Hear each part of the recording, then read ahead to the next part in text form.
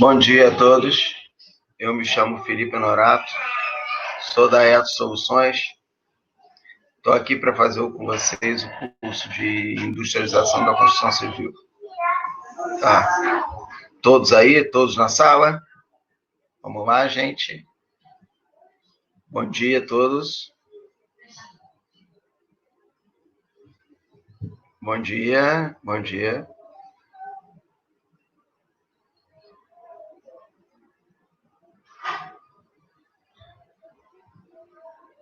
Bom dia a todos.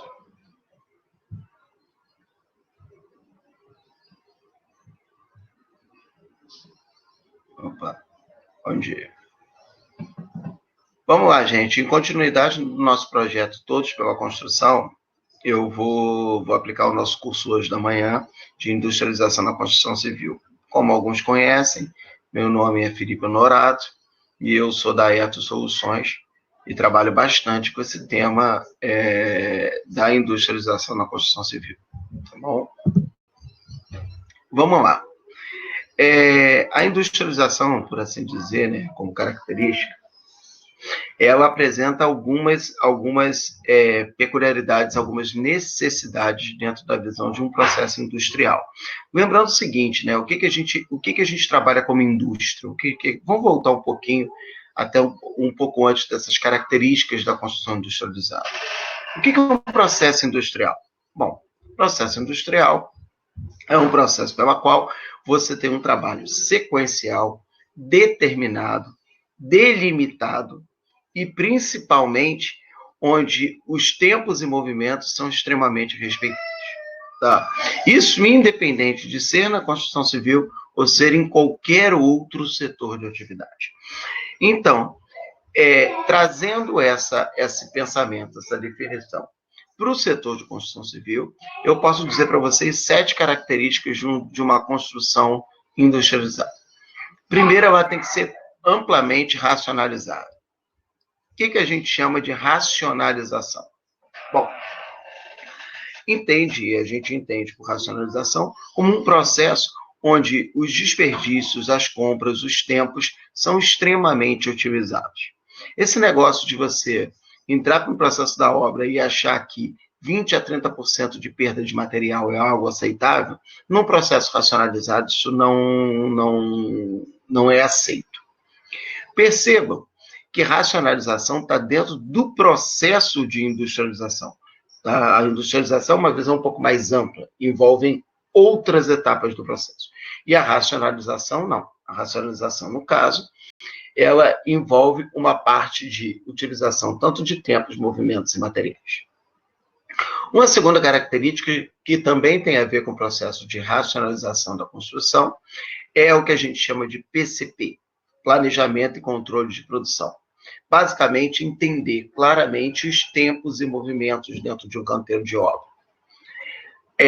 Bom, gente, hoje, uma obra, ela não tem espaço físico. Né? A gente olha, uma obra não tem espaço físico. Ela não cabe. As coisas dentro de um canteiro de obra são extremamente milimetrados, são extremamente controlados, porque as obras diminuíram muitos espaços, seja porque os terrenos estão caros, seja porque as áreas nas regiões metropolitanas principal indutor dos canteiros de obra no Brasil sejam cada vez mais caros, seja porque a própria logística ela mudou muito ao longo do tempo. Mas o que acontece é que você chega no canteiro, você já não tem mais espaço para armazenar material para 1 mês, 2 meses de obra, como se via há 20 anos atrás. Então, saber o que vai entrar, em cada momento que vai entrar, de que maneira que vai entrar, é extremamente determinante para que você consiga trabalhar e adequar o processo como um todo. Um terceiro ponto é o que a gente até usa uma palavra que é um pouco tem um sentido afirmativo, que é a utilização de um planejamento sério e contínuo. Percebam, a engenharia no Brasil ela tinha uma cultura, e aí eu posso estender para a arquitetura também, ela tinha uma cultura de planejamento em canteiro de obra, tá?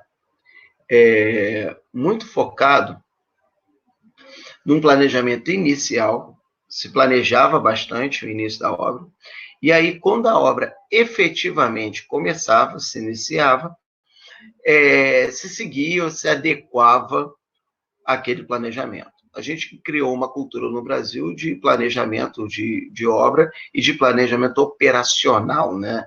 Projeto e projeto operacional. Você vai em várias partes do mundo, isso não existe. Projeto é um só. E esse projeto, é lógico que ele pode sofrer alterações, mas ele é muito mais pensado, muito melhor pensado inicialmente.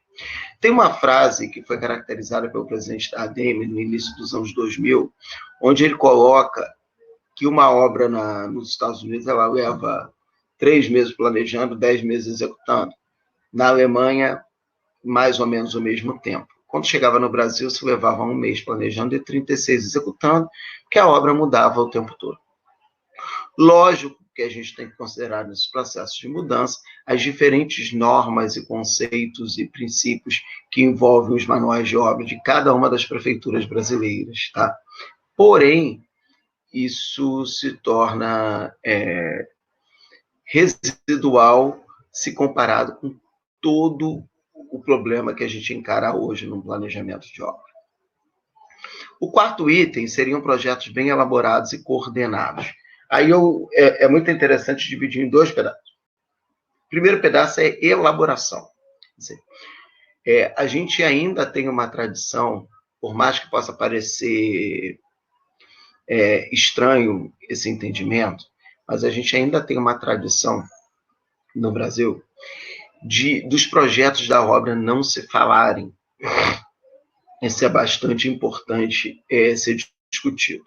Ah, mas olha, isso não existe, Felipe, a gente não vê isso no Rio, em São Paulo. Lembrem que o Brasil é muito grande, tá? E que a gente hoje está falando que as 50 principais construtoras representam 10, 12% do total das obras brasileiras. As obras são feitas por pequenas e médias construtoras do Brasil afora. Então, os projetos ainda possuem grandes dificuldades, eles são muito isolados ainda. Você vê o projeto de alvenaria, muitas vezes ele não fala com projeto de hidráulica, com projeto de elétrica, então você vê a popularização, tá, de ferramentas, inclusive, que não são comuns em outros locais do Brasil. Costuma brincar que a Marquita, como é utilizada no Brasil, ela precisava muito ser revista, porque ela talvez seja a ferramenta mais importante no canteiro de obra no Brasil, porque você tem que cortar tudo. Isso, somado a outras brincadeiras que a gente faz em relação a isso, quer dizer, o Brasil não encaixa a janela, se monta, né? Por quê? Porque em várias obras brasileiras se montam, se encaixam, tá? Bom, isso também precisa ser trabalhado dentro de um processo todo coordenado, tá? Quer dizer, volta lá em cima no item 2 do PCP. Não adianta somente você ter um projeto e uma estrutura constituída se não for coordenada a operação. Esse processo operacional é muito importante. Isso vai impactar, inclusive, um pouco mais na frente, como vai ser falado, na questão das máquinas e equipamentos, ok? Mas eu vou estar falando ao longo desse período aqui, desse curso que a gente está aplicando. Um quinto item seria a melhoria contínua, tá? Bom, ao longo de um processo de obra, que, querendo ou não, é um processo longo, principalmente dependendo do tipo da obra, muitas coisas acontecem e podem ser geradas melhorias ao longo do processo. A gente observa em várias situações e trabalhado por várias construtoras que essas melhorias elas têm bastante dificuldade de entrar no cotidiano da obra. Quer dizer, o nosso setor ainda é bastante conservador para algumas mudanças ou algumas características. Basta dizer que a gente agora está sendo pego, esse corona trouxe, de tantas coisas negativas, ele trouxe uma coisa positiva. Obrigou a construção civil a entender melhor a questão do mercado online, que era uma coisa relativizada ou pouco trabalhada pelas principais empresas do Brasil e até pelas empresas menores, né? A demora para chegar ao mercado online, ou a utilização das ferramentas de web, com um olhar mais assintoso, ele chama bastante atenção comparado a outros setores, principalmente pela magnitude da construção civil. O item 6 é que a gente chama foco no número mínimo de funcionários, tá? E na produtividade da obra, numa obra produtiva. Quer dizer, os nossos canteiros ainda se caracterizam por uma quantidade muito grande de pessoas. Eu lembro que já tem mais ou menos uns 10 anos, pelo menos uns 10 anos, a Associação Brasileira de Cimentos Portman, junto com a McKinsey, fizeram um estudo sobre produtividade da construção civil e compararam o Brasil com os Estados Unidos. E o curioso é que eles chegaram à conclusão que a mão de obra nos Estados Unidos era pior que a mão de obra brasileira. Por quê? Porque a mão de obra americana era basicamente hispânica, tinha dificuldade com a língua inglesa, não conhecia canteiro de obra. Resumindo, ela era extremamente pior do que a mão de obra brasileira. E aí ficava essa questão, como é que a obra nos Estados Unidos é extremamente mais rápida que a brasileira? Bom, porque o planejamento e os processos da obra são melhores nos Estados Unidos do que no Brasil. Isso fez com que, inclusive, a partir disso, a BCP conseguisse trabalhar uma sequência de trabalhos, uma sequência de projetos, alguns deles de bastante sucesso, como é o caso da Comunidade da Construção e do Programa de Desenvolvimento das Construtoras. Mas, enfim, continuando, o 7º item são canteiros bem estruturados. Os canteiros estão mudando muito na obra. Se a gente observar, recentemente a própria MRV está trabalhando com o conceito de canteiro 360 graus, né? Uma mudança na forma de entender o canteiro de obra, tá? Inclusive, nesse projeto da MRV, significa que você inicialmente começa, tá? Trabalha com um perfil de canteiro, onde você começa com áreas de lazer, começa com um salão de festa. Para quê? Porque eles servem para a própria estruturação da operação da obra. Isso é bem diferente na nossa cultura, vias públicas. É muito comum você chegar no canteiro de obra e aquele canteiro está amassado, caminhão com dificuldade de circular, funcionário perdendo muito tempo para transportar as coisas dentro de um canteiro, quando, na verdade, aquelas vias onde aquele caminhão vai passar dentro do canteiro poderiam ser pensadas em início de obra, porque elas seriam usadas pelo próprio desempenho, pelo próprio desenvolvimento da obra.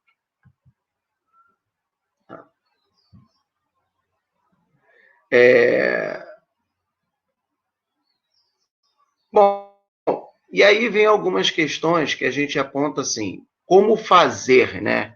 Peço desculpas que esse slide tem uma animação, e aí a animação acabou não sendo possível aqui, tá?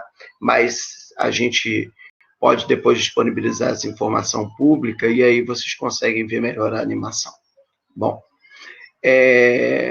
como fazer? Primeira coisa, começar a pensar os componentes e acessórios. Peças, encaixes, isso é muito importante. Quer dizer, não dá mais para você pensar a obra de forma isolada.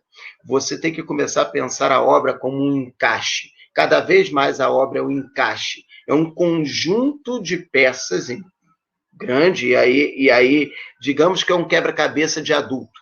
É um conjunto de peças que essas peças vão encaixando, é um conjunto de estruturações que elas vão sendo montadas e fazendo com que a obra seja cada vez mais eficiente. Você pode ter, por um lado, e aí vai de cada um dos sistemas construtivos. Por exemplo, a alvenaria estrutural, ela, na sua origem, ela já é um sistema moldado de encaixe, né? Onde você permite que um conjunto determinado de peças, de acordo com as suas famílias de blocos e canaletas, meio bloco, meia canaleta, enfim, eles sejam montados até você chegar ao que você projetou, o que você inicialmente pensou para a tua estrutura. A parede de concreto também é um outro sistema que ele trabalha muito forte com isso. Quer dizer, você monta uma forma e, a partir disso, você monta a sua estrutura, você monta a sua estrutura hidráulica, a sua estrutura elétrica, e, a partir disso, você vai compondo e subindo a edificação por etapas, enfim, pode ser por meio andar, para um quarto de andar, para um andar inteiro. Tem sistemas, por exemplo, como o do nosso amigo André Montenegro, o sistema da Olé, do Felipe, um abraço para eles, que também trabalha muito forte com esse tipo de montagem a partir de componentes, né? Ele tem peças, são placas pré-moldadas, onde ele consegue fazer até 2,5 casas, dependendo do padrão da casa, em fábrica, e essas casas são montadas, tá, em canteiro de obra. Tá? O sistema que você vai trabalhar, e aí você tem a mesma coisa para madeira, você tem algumas alternativas de alvenaria estrutural cerâmica, mas você tem outras alternativas que não vale a pena a gente se alongar, eu vou falar até algumas um pouco mais à frente, mas que permitem e trabalham com vários tipos de componentes e acessórios. Só que isso demanda um outro ponto. O canteiro ele tem que ser pensado e tem que ser industrializado. Por quê? Bom, é importante a gente trabalhar e entender uma coisa. Como eu já falei antes para vocês, o canteiro ele não tem espaço. Então, hoje, a gente tem que estar pensando o tempo todo como um sistema. Eu até dou os parabéns aí à chegada da Amira, tá? Porque eu vou citar aí muito positivamente a Arte Fácil lá na frente, tá? Exatamente com essa questão de dentro de um processo industrial e um processo, inclusive, que pode ser integrado dentro da industrialização. Mas, enfim, o canteiro ele tem que ser pensado e industrializado. E eu vou dizer para vocês um pouco além, tá? A gente tem uma fábrica, por exemplo, que a gente trabalha em Muriaé, que ela já está inserindo muito forte a questão da arte fácil, não sei como anda, mas também já vem inserindo muito forte o processo industrial desde a fábrica, mas não é da produção somente, é até da logística do caminhão. Como assim, Felipe? As peças entram no caminhão de acordo com como elas vão sair exatamente nos projetos de fábrica. Em outros setores, e a gente já tem começado a trabalhar isso aqui no Brasil, em outros setores isso já é controlado, inclusive via RFID. Quer dizer, você já tem, quando cruza a porta de uma obra do canteiro, as peças já estão identificadas por RFID e você já sabe exatamente aonde vai colocá-las em cada ponto da tua obra. Quer dizer, isso a gente está falando de um canteiro onde você não tem perda de tempos e movimentos dentro dele. A peça chega para entrar aqui, e daqui, quer dizer, ela não circula. O teu custo de equipamento baixa, o teu custo de transporte baixa, o teu custo de pessoal baixa, o teu custo de perda de materiais ele também baixa. Isso, consequentemente, vai dar o item seguinte, que é a integração de tempos e movimentos. Os tempos e movimentos, eles vão ser cada vez menores, porque se você está pensando ele como um processo, uma sequência de uma cadeia, ou um conjunto de sequências que tem várias integrações, os tempos vão tender a ser menores. O ideal é a gente conseguir chegar no nosso setor como é uma Peugeot Citroën, quer dizer, onde o pneu é colocado diretamente no automóvel. O ideal era que a gente conseguisse uma precisão tão grande, como, de certa forma, pelo próprio material nos obriga, como é a precisão do concreto, que o concreto chega e ele já é lançado. É como se a gente chegasse com o caminhão, a Amira chegasse em algum momento com a Arte Fácil com o caminhão dela, e a peça dela já saísse do caminhão e fosse depositada onde ela vai ser utilizada. Tá? Esse é o ápice. Outro ponto é a produção de kits. Bom, isso já vem sendo discutido e vem sendo trabalhado com várias empresas brasileiras. Pessoal de portas, janelas, de vãos, né? Ele já trabalha muito forte com kits, né? Os kits fechados para o apartamento. A gente já observa isso em alguns setores, tubos, conexões, setores elétricos, que eles vendem o kit completo daquele determinado apartamento. A gente ainda encontra muitas dificuldades em alguns setores. Por exemplo, assim como vários de vocês, eu construo, e na minha obra foi feita, por exemplo, a alvenaria estrutural.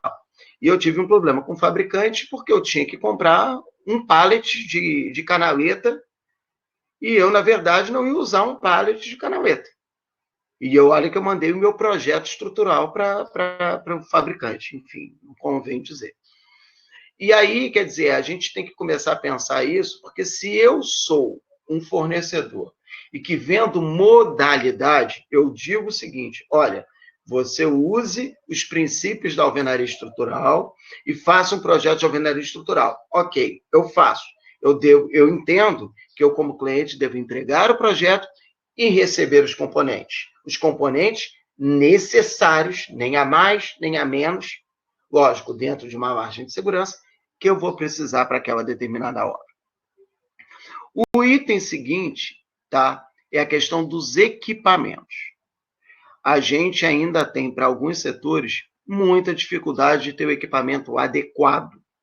E, não só disso, nas próprias construtoras, ainda muita dificuldade, em alguns momentos, de ter o equipamento adequado para aquela determinada operação. Vou dizer simples, algumas coisas que a gente trabalha mais, mas você chega, por exemplo, a dificuldade de você ter a maceira, por exemplo, ou você ter o carrinho com duas rodas para transporte de bloco. Aquilo facilita de uma maneira, tá? Aquele equipamento facilita de tal maneira no canteiro de obra que basicamente só sente quem passa a ter e de repente não tem. Tá? Isso é extremamente determinante.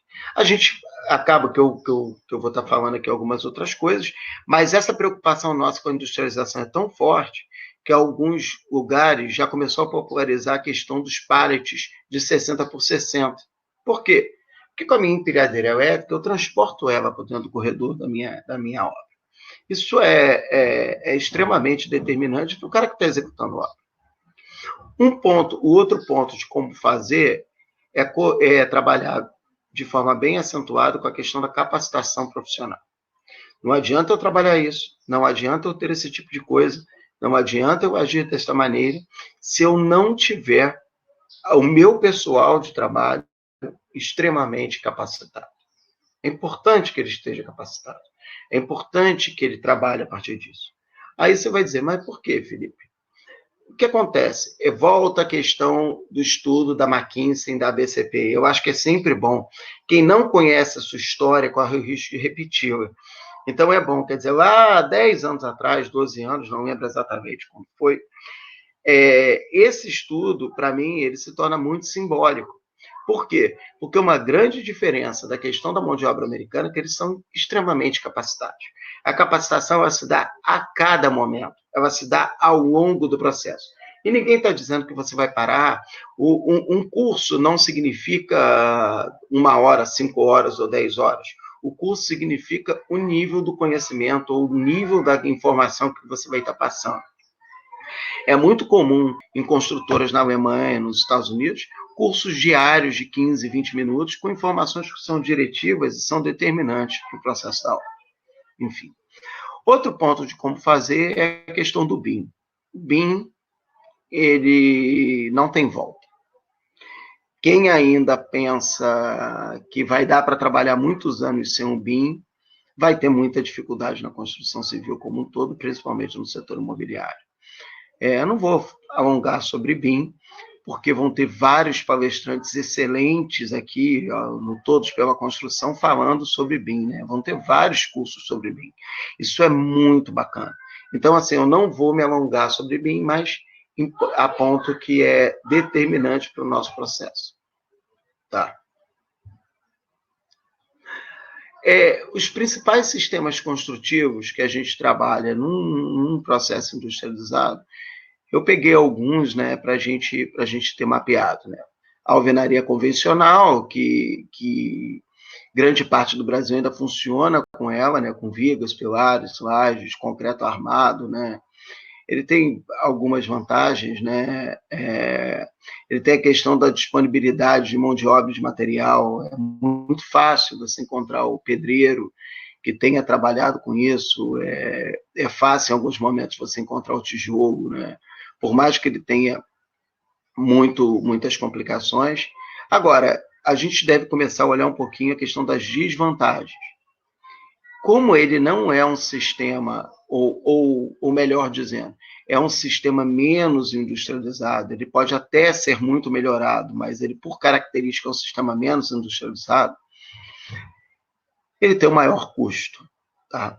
É importante que a gente entenda que muitas vezes a gente como Ethos, o Davidson Deana, que participa aqui com a gente, ele sabe bem disso, a gente chega nas empresas ou vai fazer um trabalho, a gente ainda ouve que a alvenaria convencional é mais barata que o tijolo propriamente dito, caracterizado, tá, pelo tijolo cerâmico, ele é mais barato do que a alvenaria estrutural, seja ela de tijolo cerâmico, ou seja ela de bloco de concreto.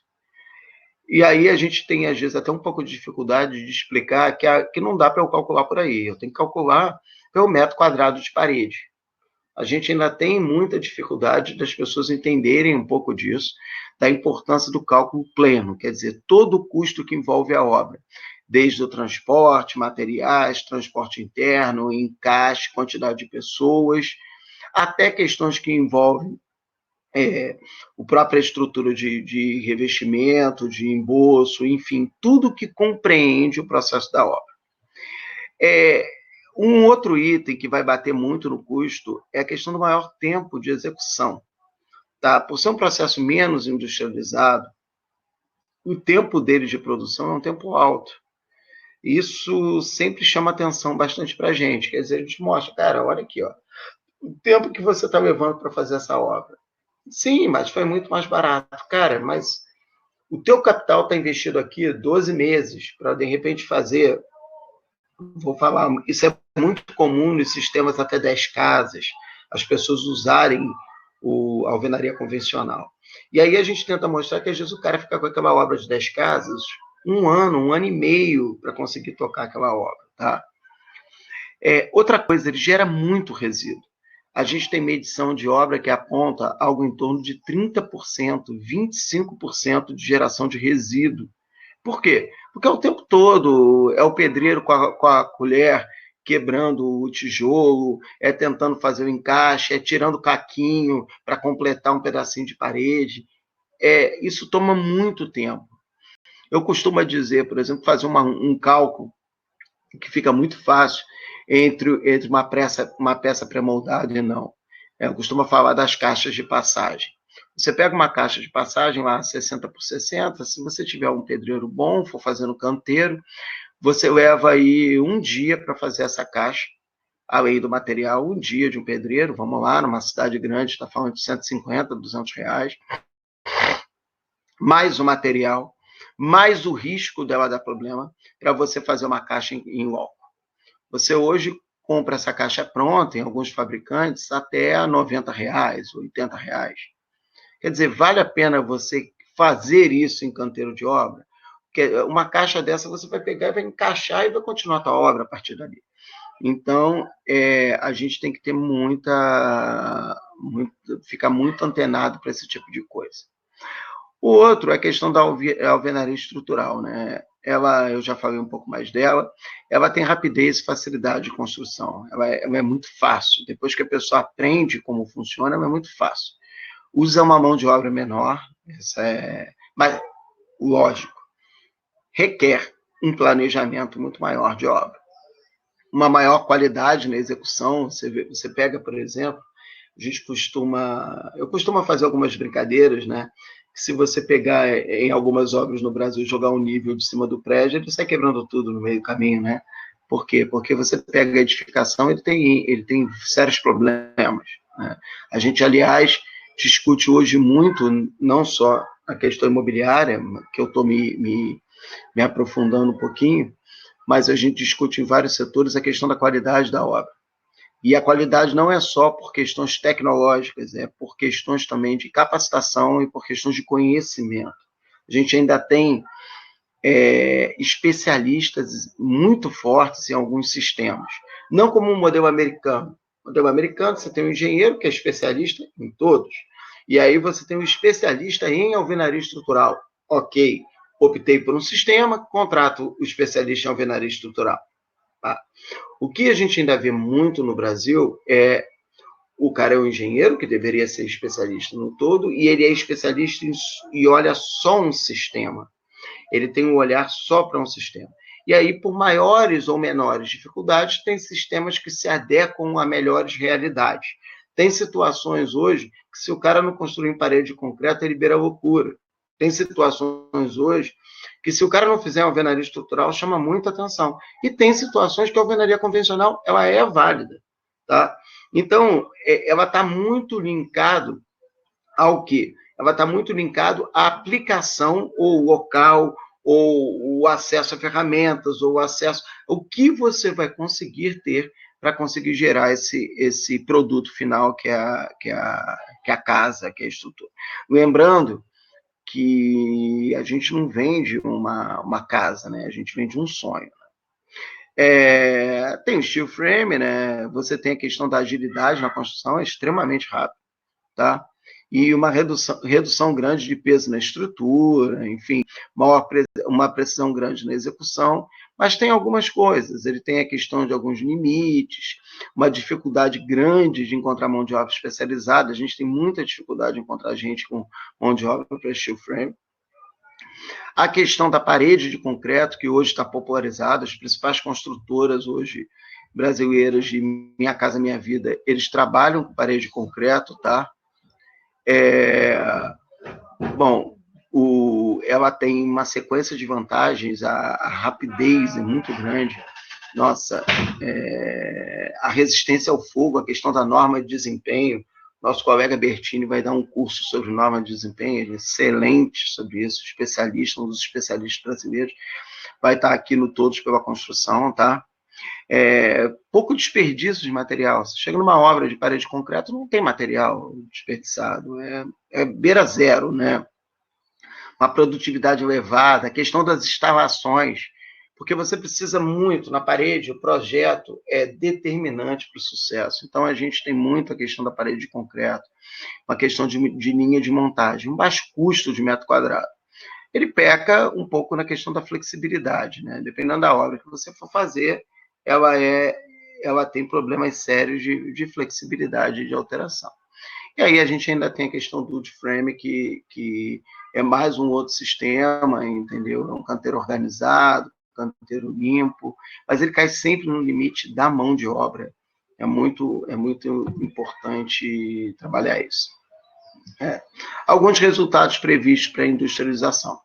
A pré-fabricação, aí você está botando, Felipe, resultado? Sim. Ele é uma necessidade, por outro lado, é um resultado. A gente vai tender cada vez mais a trabalhar com pré-fabricações e canteiros de obra. A obra volto a dizer que ela tem que ser um Lego, tem que ser um encaixe, tá? A gente vai estar falando de sistemas. Eu falo um pouquinho rapidamente na frente, quando você olha a arte fácil, você não está falando de tubo, você está falando de um sistema hidrossanitário.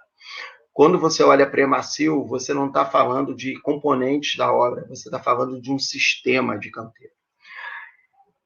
A modularidade, né, as partes serão utilizadas a posteriori, através da operação de pré-montagem.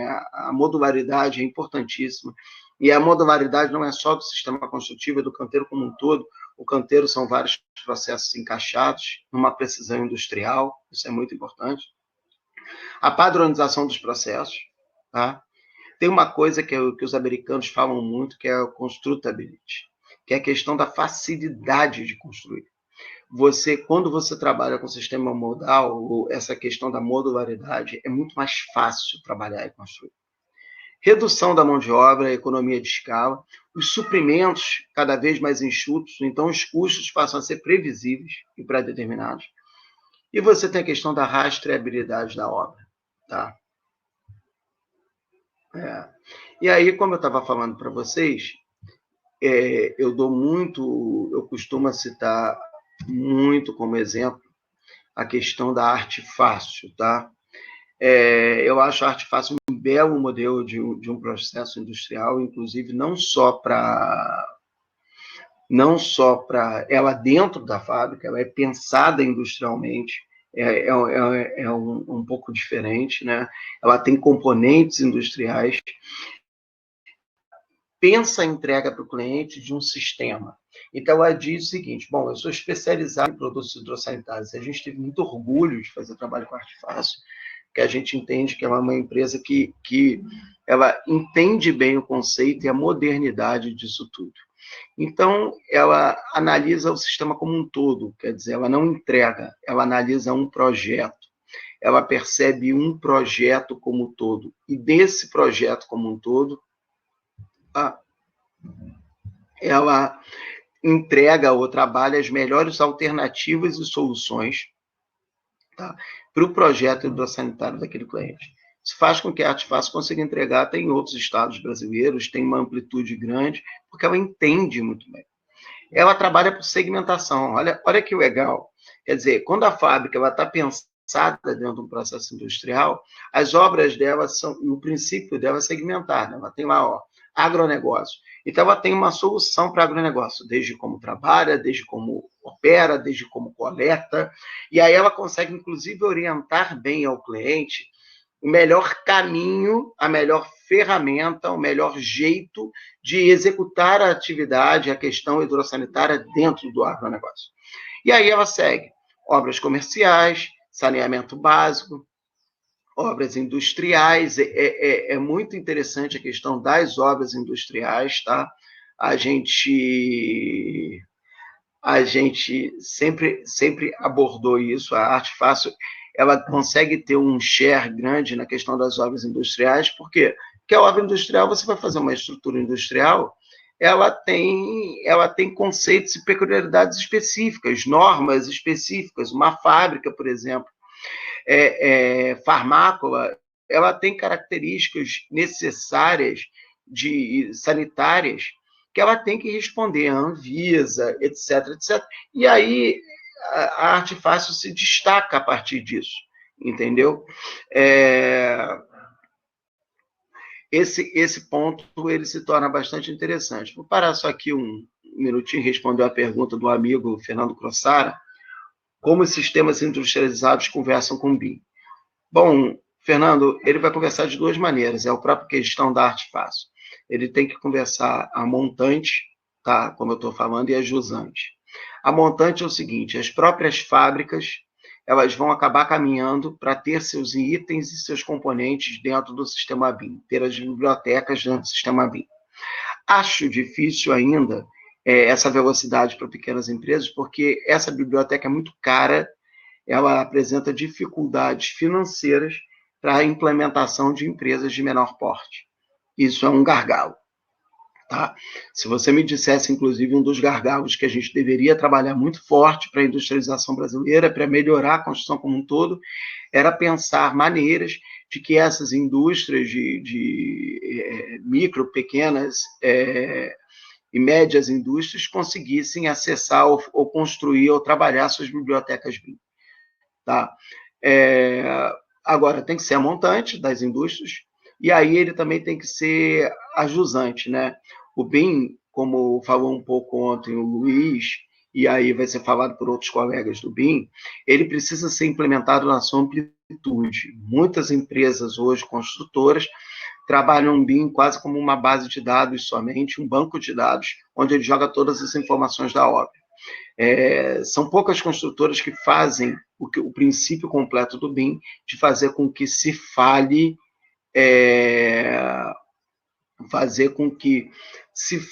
em cada um dos itens. Obrigado, Amira, pelo elogio. Tá? Fazer com que... até me perdi um pouquinho aqui. Bom, fazer com que se consiga trabalhar na plenitude o sistema BIM. Tá? Então, a gente ainda vai encontrar bastante dificuldade, tá, Fernando? Mas eu já vejo um pouco melhor do que era antes, e eu acho que a gente, no caso, a gente, quando eu falo a gente Etos, a gente Liga, a gente ABCP, tem um papel importante no sentido de orientar, pressionar, entendeu? E mostrar a importância desse tipo de tecnologia para um sistema industrializado. Aí vocês vão ver que acontece uma coisa, voltando aqui para a Artefácil. Como eu falei, obras industriais, prediais, imobiliárias, postos de gasolina, o que é bastante interessante. Vocês veem, olha aqui, ó, é outro perfil de norma. Você já está, quando você vai para o posto de gasolina, você tem que ter a norma da Agência Nacional de Transportes Terrestres, você tem norma da Agência Nacional de Energia, quer dizer, então, da Agência Nacional de Petróleo, perdoe. Então, na verdade, a empresa ela começa cada vez mais a conhecer o perfil do cliente. E aí, consequentemente, ela vai prestar consultoria em alguns momentos. Tá? Então, acaba que ela domina microsegmentos e industrializa, agregando valor ao cliente e à cadeia. Quer dizer, então, ela, como a gente costuma falar, ela sobe o sarrafo e meio que aponta para os concorrentes, venham atrás de mim, que se puder, vocês venham atrás de mim. Outro caso que a gente gosta muito de citar é uma empresa do nosso querido amigo Alan, ela é um case para mim, nossa, de como pensar negócio, tá? É a Premacil de Jaboatão, dos Guararapes, na nossa querida Pernambuco, entendeu? Então, o que acontece com a Premacil, tá? É um modelo integrado, ela vende um modelo integrado, vocês podem ver aí na foto de vocês, tá? Ela trabalha de uma forma integrada, ela entende a obra como um todo daquele cliente, e a partir da obra daquele cliente, ela vê o pacote de produtos e serviços que ela pode integrar. É o que o Alan diz uma coisa com muita propriedade. É de concreto, eu faço. Isso é uma percepção muito grande de entendimento de mercado.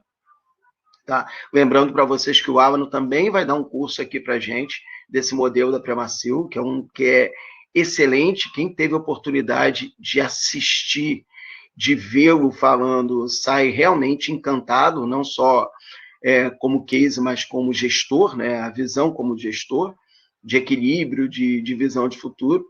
Mas é interessante ele mostrar o seguinte: bom, ele olha e percebe o seguinte: a obra, para mim, é uma oportunidade de negócio. A gente costuma falar na Ethos que o fabricante de artefato ele tem dois negócios: a produção de concreto e o molde. E ele entende isso claramente. Eu sei produzir concreto e sei moldar. Então, o que acontece? Ele tem uma sequência de vendas casadas. Ele chega para atender a obra, ele entrega o peitoril, ele entrega a grelha, ele entrega o poste, ele entrega a caixa de inspeção, o meio-fio, o paver, a escada, o bloco. Então, quando você chega no final da obra, entre aspas, o preço do bloco não é o ponto determinante na atuação da Premacil. Por quê? Porque a rentabilidade que ela ofere, se referindo aos outros componentes da obra, fazem com que no bojo da obra a empresa tenha uma rentabilidade elevada. Percebam, ele trouxe o princípio da industrialização para dentro da percepção de negócio dele. Tá? Ele trouxe isso de forma tão acentuada que chegou num determinado momento, não dá para você pensar em fazer uma obra. Isso é muito curioso. Tem uma outra empresa também que chama atenção nisso, que é a Pedrinco, de Nova Friburgo. Você acaba que, quando vai fazer uma obra em Jaboatão, é muito difícil você fazer uma obra e não ter algum componente que você adquira na Premacil. Por quê? Porque ele consegue resolver o teu problema. Ele se especializou em obras imobiliárias. Ele acaba que ele consegue fazer volume em vários segmentos. Muitas vezes o cara olha e diz assim: ó, o concorrente é um bloco ou um P.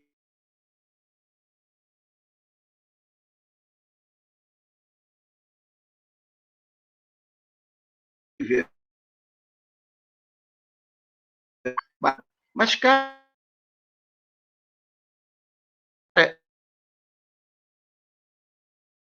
ele já tem mesmo.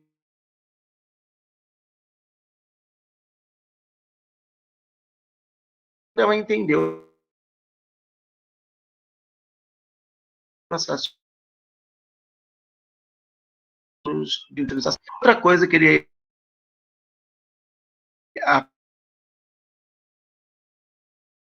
aponta muita facilidade para os engenheiros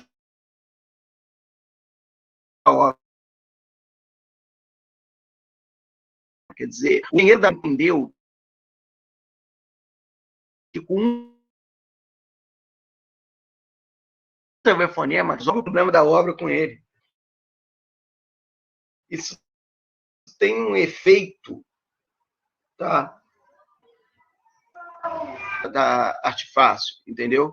Você, com um telefonema, você resolve o problema hidrossanitário, você tem um ator para procurar, é um ator especialista. Quando você vai para o mercado, onde as 50 construtoras representam 10, 12, 15% do total de obras, e tem outros 85% que são compostos por construtoras locais, construtoras médias, etc., você ter um conhecimento técnico no teu fornecedor, ele te tira muito do teu gasto de mão de obra dentro do teu processo de construção. Quer dizer, olha, quem resolve meu problema hidrossanitário é a Artifácil. E outro ponto que é determinante para a Premacio, que é interessante. Ele entrega material no início, no meio e no final da obra. Isso diminui muito o risco financeiro dele, porque a gente sabe muito bem que início de obra não deixa de receber. Quanto mais você caminha para o final da obra, maiores são seus riscos de inadimplência. Então, ele tem um risco muito baixo de recebimento.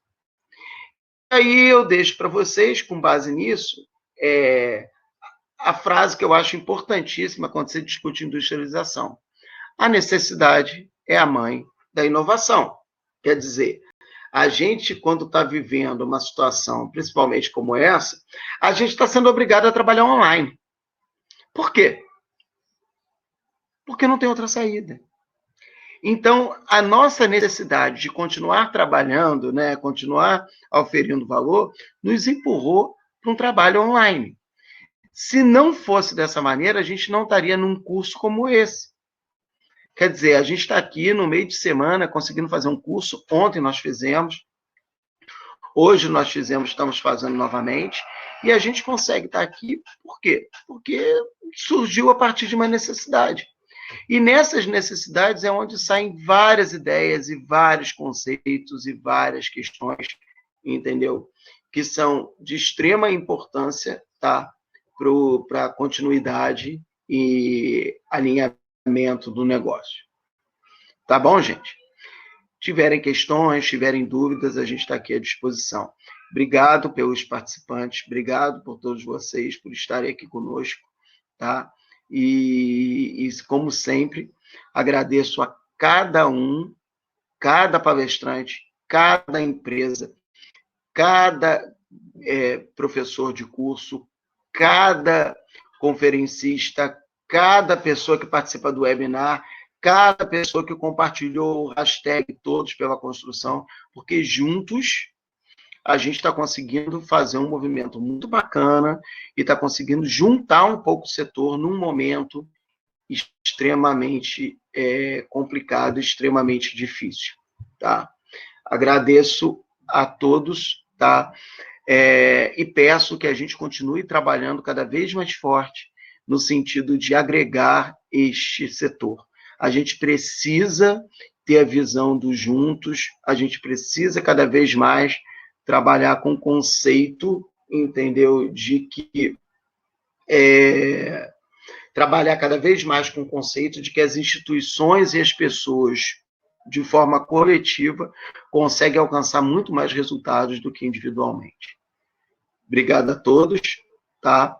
E espero vê-los em breve. Tá bom, gente? Fiquem com Deus. Davidson?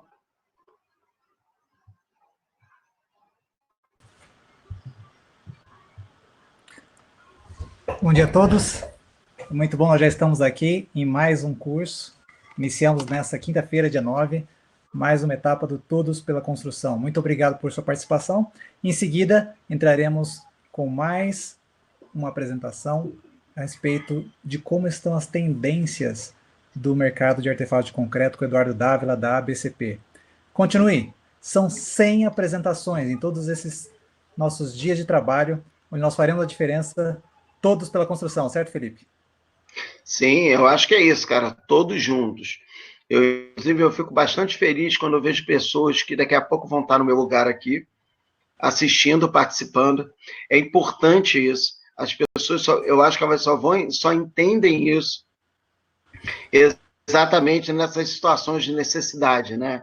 E eu acho que é bacana que elas entendam, né? Quer dizer, é a necessidade de fazer inovação. A gente aqui precisa disso e que precisa que todos, e realmente todos, queiram participar. Não tem dono o movimento.